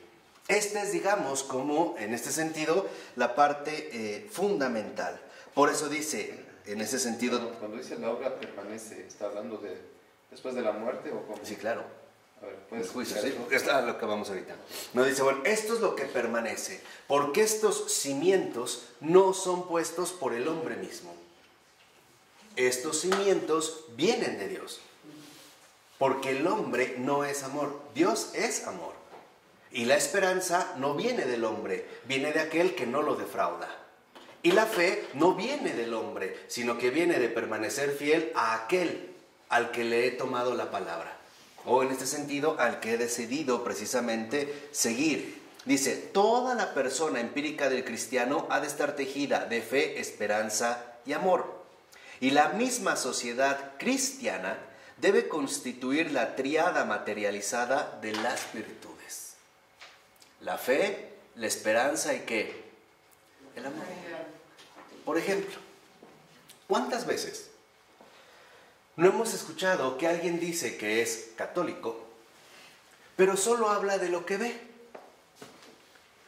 No sabe nada de lo invisible, nada.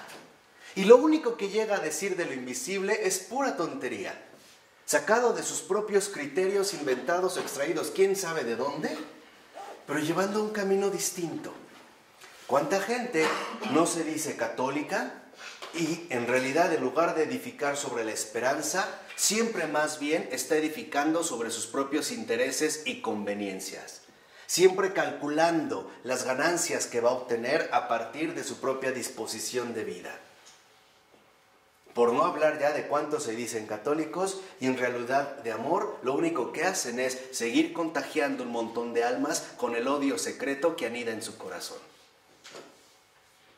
Y esto es peor, porque estas personas cuando abren la boca escupen veneno. Son como estas serpientes escupidoras. ¿Sí las conocen? ¿No? Avientan veneno de lejos como una protección. Ellos también abren la boca y escupen veneno. ¿Y cómo nos damos cuenta de los efectos del veneno? Ve cómo dejan las almas. Confundidas, desconsoladas, tristes, desorientadas, ya digamos así, algunas hasta medio moribundas, ¿no? Por no decir ya prácticamente destruidas. Por eso va a insistir en este sentido que debemos de entender muy bien la expresión de será salvado. Porque esto es lo que tiene que ver con la salvación. ¿Sí estamos entendiendo o no? Sí. La cuestión de la escatología, ¿no? Dice, bueno, a esto es lo que permanece. Entonces, lo que tendremos que reconocer es que, en efecto, por ejemplo, si la obra no es así, si la obra no está realmente edificada aquí, va a arder, se va a perder, no va a soportar, ¿no? Digamos, esta prueba de purificación. Dice, y entonces el obrero será privado de su recompensa, sufrirá una pérdida. Bien es verdad que él mismo será salvado, pero como quien escapa del fuego. Entonces, aquí lo que vemos es que en efecto, esto no son más que las raíces mismas de la salvación. Dice, él mismo será salvado, pero su obra o su supuesta obra, esa no resistirá. Dice, la obra de cada uno será sometida a la prueba del fuego, en el cual todo lo que es impuro y ruin será consumido, tal y como se depuran en el crisol el oro y la plata. Ahora, esta prueba, y cita el libro de Zacarías capítulo 13, versículo 9, o Malaquías capítulo 2, versículo 3. Dice, la prueba producirá la misteriosa separación que disociará a la persona empírica malvada respecto de la imagen divina, que es lo que comenzamos hablando. ¿Se acuerdan? El talento, ¿no? El don. Y dice, creada por Dios y de la semejanza divina, que es aquella imagen en la medida en el que en el hombre mismo se ha hecho realidad. Hay una división, no hay como una separación. El fuego destruye toda la falsedad de nuestras obras y nos va a dejar al descubierto tal y como somos. Tal y como somos. Ahí ya no hay escapatoria, ya no hay máscaras, ya no hay errores, ya no hay confusiones. Ahí, digamos, se manifiesta de manera clara. Ahora dice, bueno, este fuego, escuchen bien, no es ni un castigo ni una satisfacción, sino una prueba necesaria, el examen del uso que el hombre ha hecho del fundamento que le había sido dado, de su respuesta a la condescendencia divina. Es la demostración de la persona.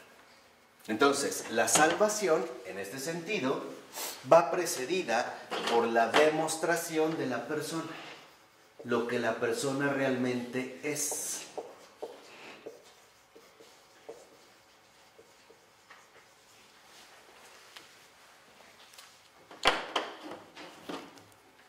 Dice, si aparece que la imagen de Dios latente no se ha manifestado concretamente como semejanza divina, o sea, si no trabajó el talento, si lo rechazó, etc., ¿no? Si el hombre ha escondido en la tierra el don de la imagen de Dios, si no lo ha aprovechado ni lo ha hecho fructificar, si no ha divinizado su aceidad, si no ha llevado a cabo la prueba de sí mismo, Entonces la imagen de Dios será sustraída de su aceidad no divinizada, que es lo que vimos hace un momento, ¿se acuerdan?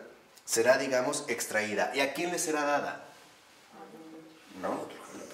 Exactamente, ¿no? Y dice, pero si la aceidad ha sido transformada en semejanza de Dios, entonces el hombre recibirá una recompensa. La bienaventuranza interior, que consiste en ver realizada en uno mismo la semejanza divina, la alegría creadora del artista que contempla su obra. Entonces, lo que vemos es que aquí ya Florensky nos lleva a la cuestión auténtica de raíz. Entonces, ¿qué estamos llamados a hacer? A transfigurar nuestra aceidad, a transfigurar digamos, como ímpetu cegador que nos lleva en gran medida a quedar atrapados en nosotros mismos y gozar finalmente, ¿no? En este sentido de esta bienaventuranza. Por ello va a decir que en este fundamento de lo que se trata es de que llevemos a cabo la divinización absoluta de la esencia humana en la persona de Jesucristo. Y nadie puede poner otro fundamento, porque ese fundamento no durará.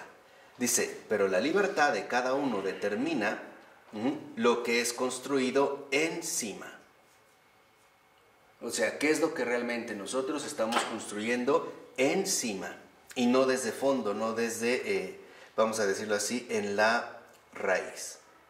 Y aquí, digamos, se llega entonces a un aspecto fundamental.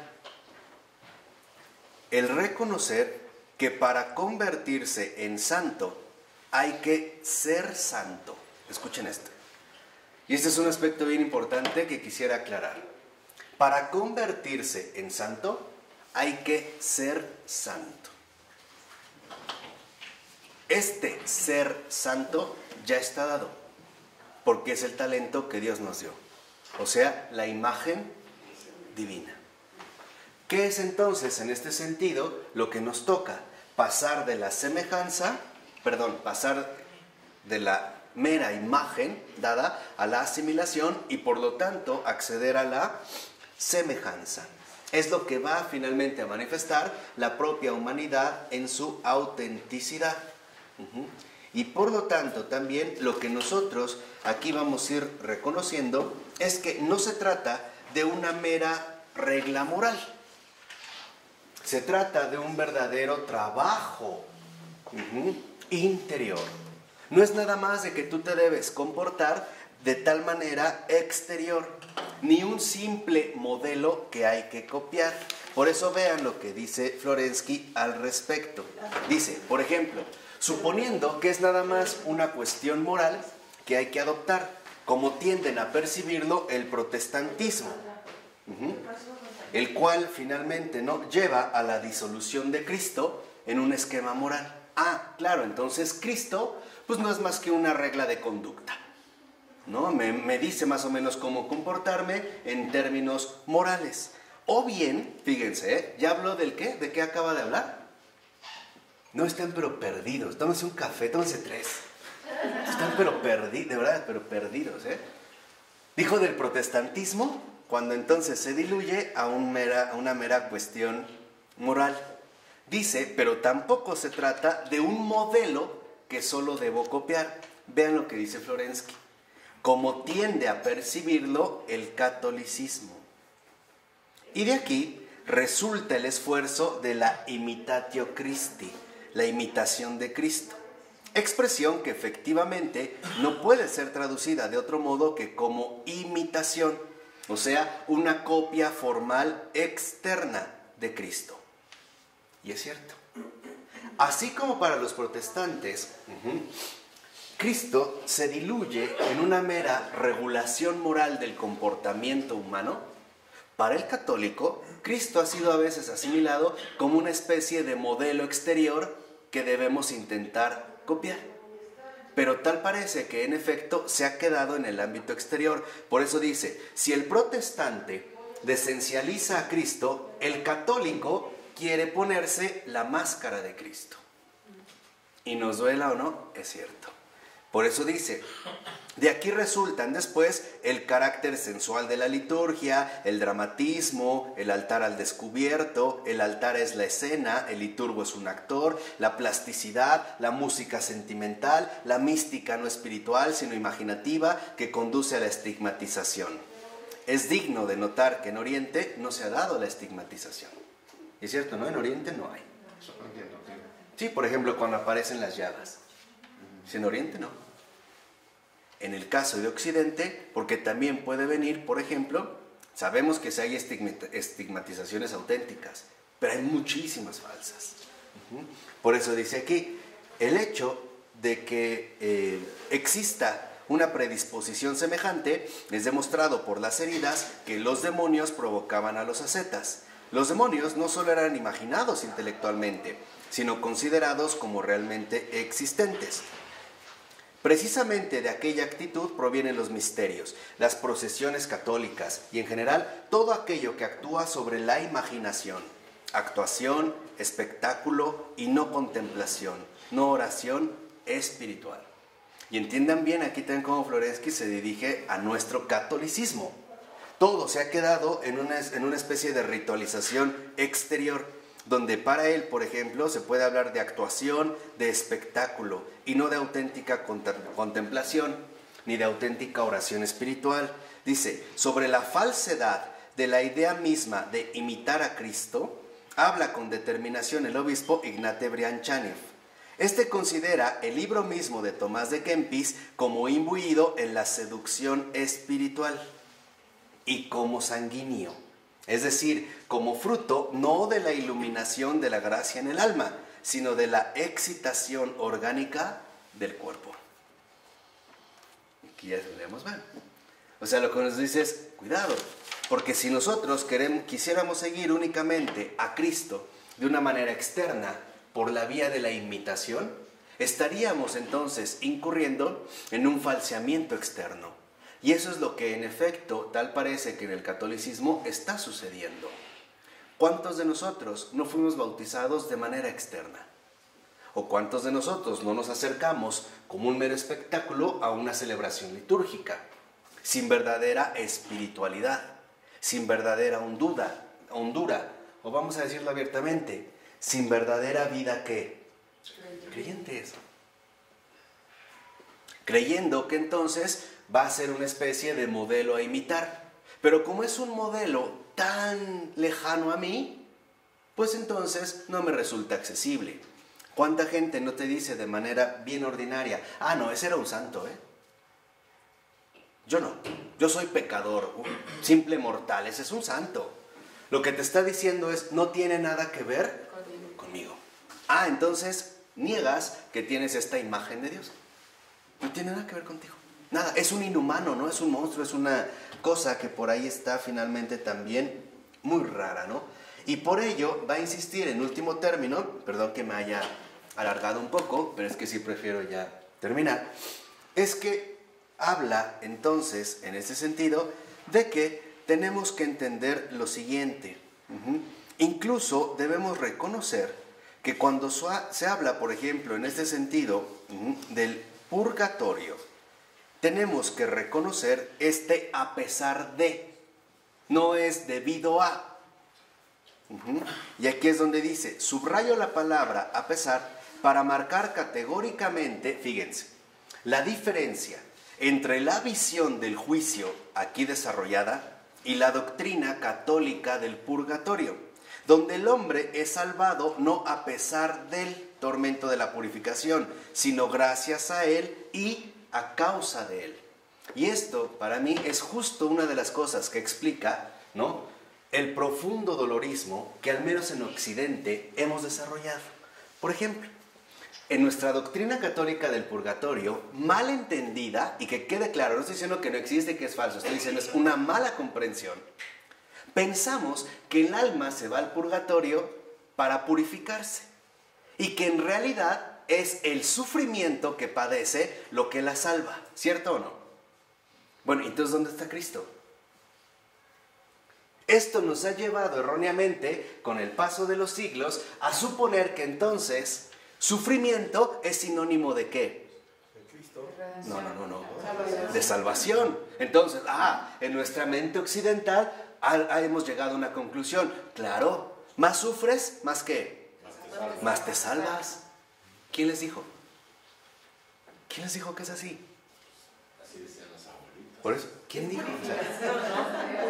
Es purificación. Es limpieza, es lo que nos enseñó Florensky. Es quitar toda la escoria que no anula al pecador. Pero lo que viene finalmente es que a pesar de que se incurra, ¿no?, en una obra incorrecta, a pesar de que no esté plenamente arraigado en la verdad, se salva a pesar de eso.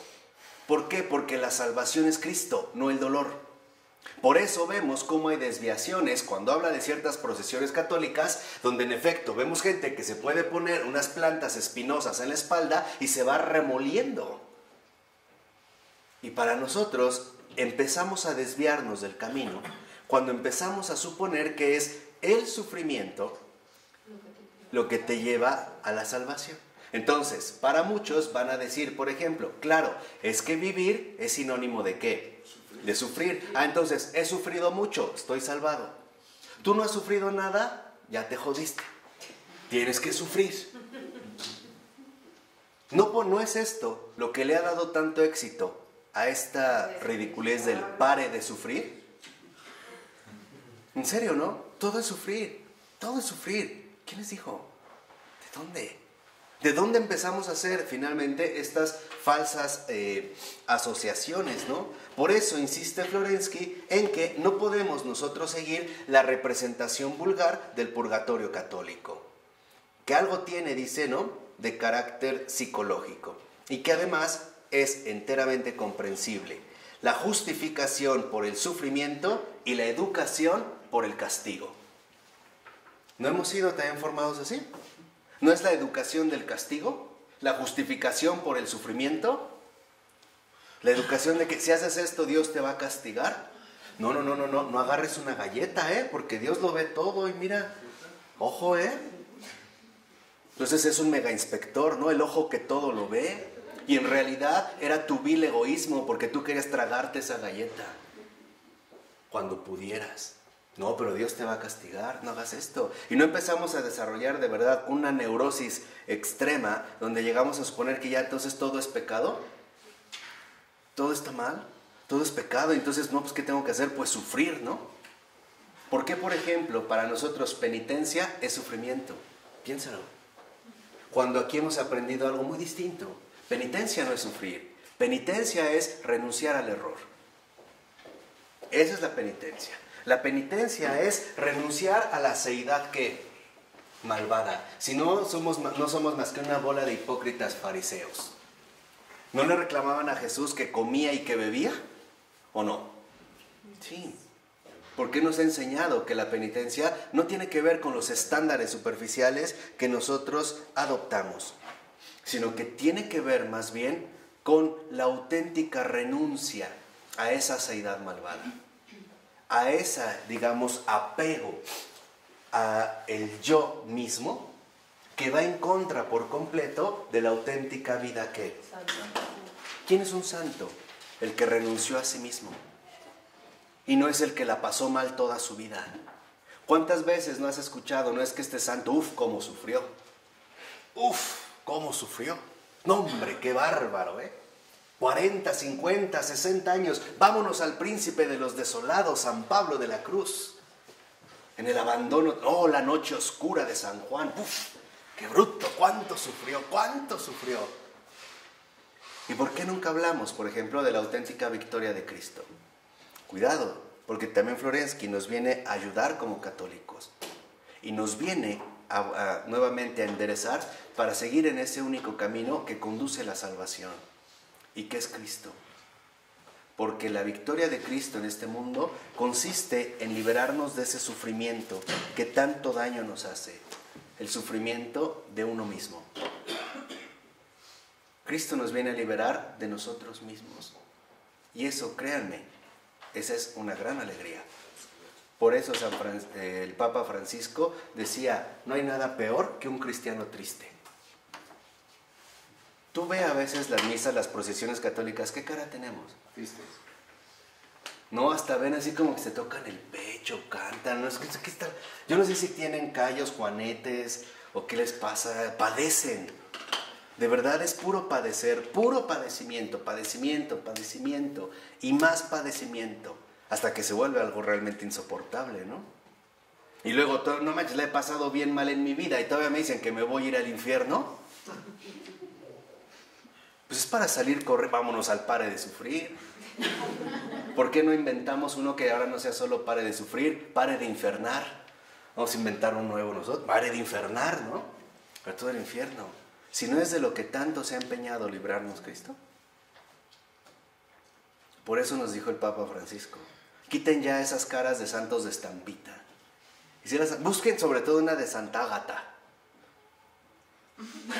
De verdad, espanta, en serio, velos. ¿No? Ah, bueno, hasta San Francisco de Asís, que es el santazo de la alegría. Yo vi una película de San Antonio hace poco, mala. Vean cómo está San Antonio, demacrado, remolido, ¿no? Es más, hasta el final dice, Dio, yo te veo, pero así como entre miedo y... Yo te veo, así como, ya te vi, ¿no? Pero no te hace... No, no más, no más. Tomémonos en serio lo que nos toca y dejemos ya la pereza de cualquier tipo, porque algo es un hecho, andamos muy desviados. Y es una gran bendición que alguien haya venido de ese otro lado del mundo, que alguien se haya acercado a nosotros desde Rusia para enseñarnos el camino que nos corresponde y que lo hace ahora estando en el cielo. Pues vamos a encomendarnos a Él para que sea también nuestro maestro, nuestro guía, nuestro compañero y, ¿por qué no?, nuestro Batiushka. Pues pidamos al Señor que así sea. En nombre del Padre, del Hijo y del Espíritu Santo. Amén.